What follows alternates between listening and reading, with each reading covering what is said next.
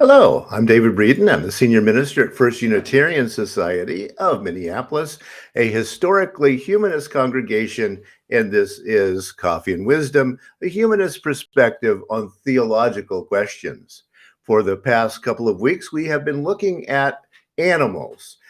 Christians have long debated the question of whether or not there is a vestigium of God in animals, the vestigium Dei. If so, how much? And that would be a measure of their rights within the Christian domain. So, hey, recently a headline: Pope Francis says all pets go to heaven. Do notice, however, that the Pope has not declared that animals have souls, which again would be a different kind of thing in terms of animal rights. This week, I want to look at animals go robot. Why is that? Well, because there's an interesting human connection that we make between animals and robots. Uh, a very early robot that looked like an animal was the digesting duck, designed by Jacques de Vaucanson, who lived from 1709 to 1782. Yes, apparently the duck could eat and excrete as a machine. Currently on Netflix, there is a French film called Big Bug that is all about robots, artificial intelligence, taking over from human beings. It is a dark comedy, but it reflects an ongoing, persistent idea among human beings. This goes way back. Just as we have always treated and controlled animals, will someday robots or artificial intelligence will that do the same thing to us?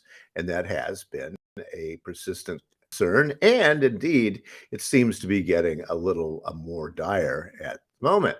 So, the way to think this through, as far as I can see, is let's think about a non-robotic thing like a toaster. And okay, how is this toaster, this obvious appliance that you use and then throw away, and a puppy, an animal? Do they have the same rights and should they be treated in the same way?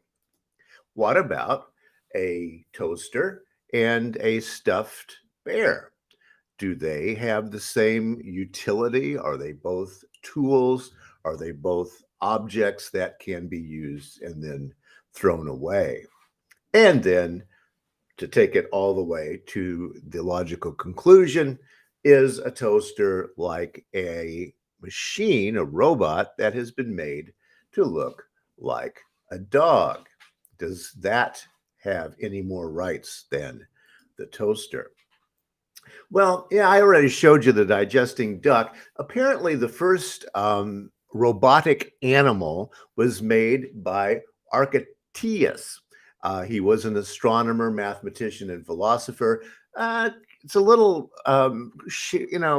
difficult to figure. There are different dates and different documents out there. He lived somewhere around 400 before the Common Era. He was a friend of Plato, the philosopher.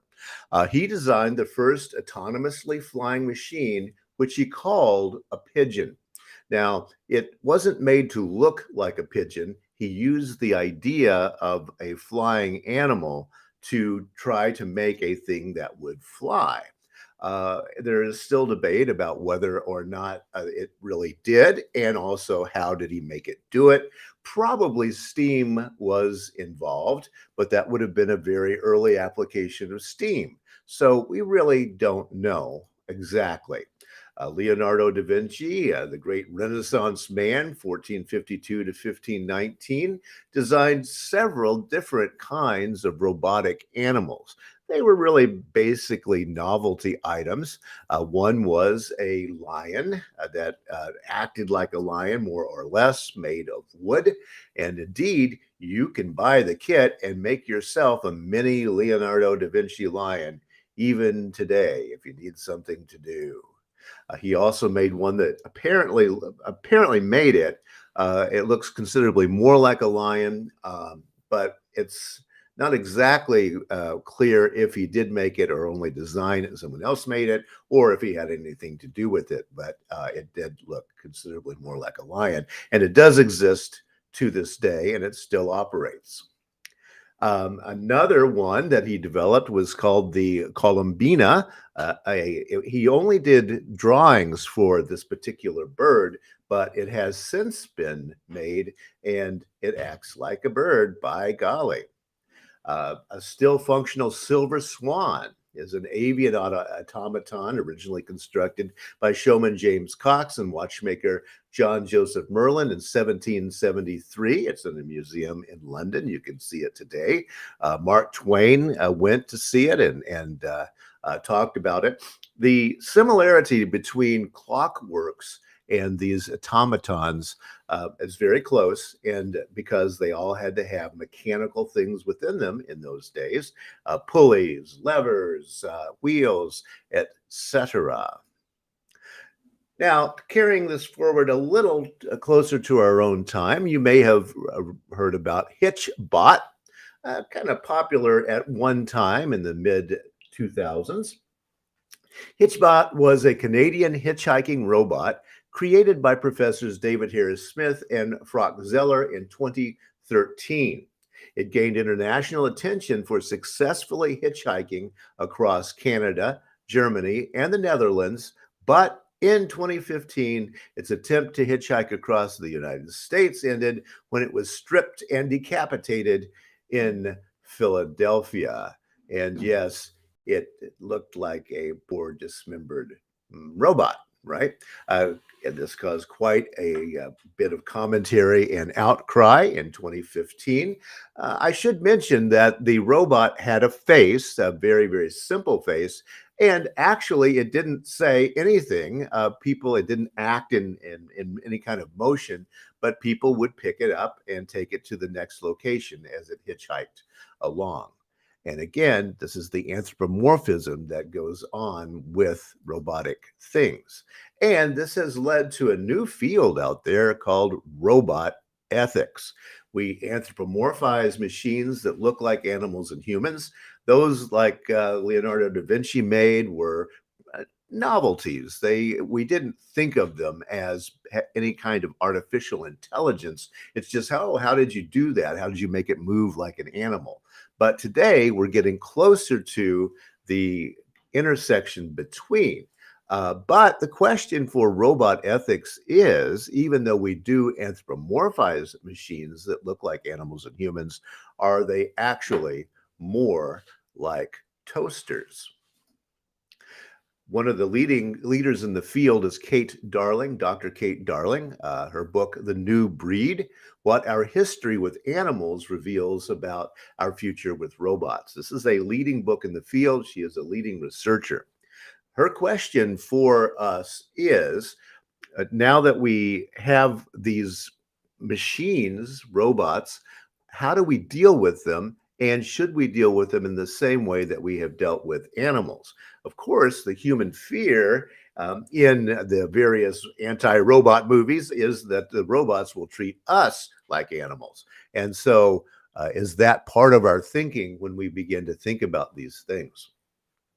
Dr. Catherine Darling is an American Swiss academic with a background in legal and ethical implications of technology and is a researcher at the Massachusetts Institute of Technology's Media Lab. So she is at the cutting edge and she's watching cutting edge AI machinery being made and developed.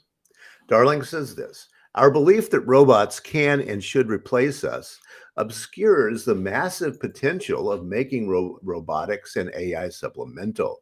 We could be building and integrating these technologies with the explicit goal of boosting people's productivity or transforming their roles into something less rote and more fulfilling, instead of just trying to automate away their existing tasks.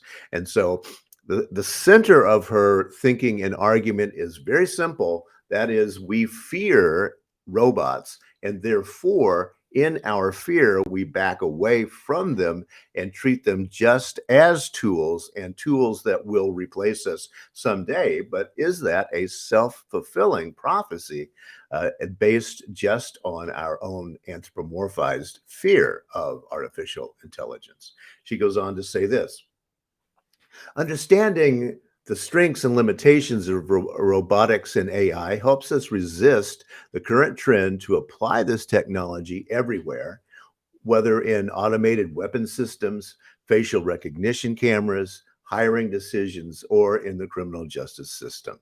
Not only are the outcomes often flawed and harmful, but using automated technology in these contexts also lets companies, politicians, and individuals point their fingers at the robot's decisions when we humans are the ones who should be taking responsibility. Again, robot ethics. Are we using our machinery in ways that to avoid, through a kind of extended bureaucracy, a way to avoid our own decisions and admitting that it is us making those very human decisions? Again, the whole idea here is that we need to be applying our ethics and our minds to AI and robotics instead of merely fearing it or hiding behind it. So, why do we human beings make robots that look like animals? They don't have to look like animals. After all, it's an added step to take something that walks on four legs and make it look like a dog. Why do we go on in and do that next step? And also, when after we make these things that look like various kinds of animals, we think, oh, that's a friendly panda-looking device. That's a mean-looking snake device.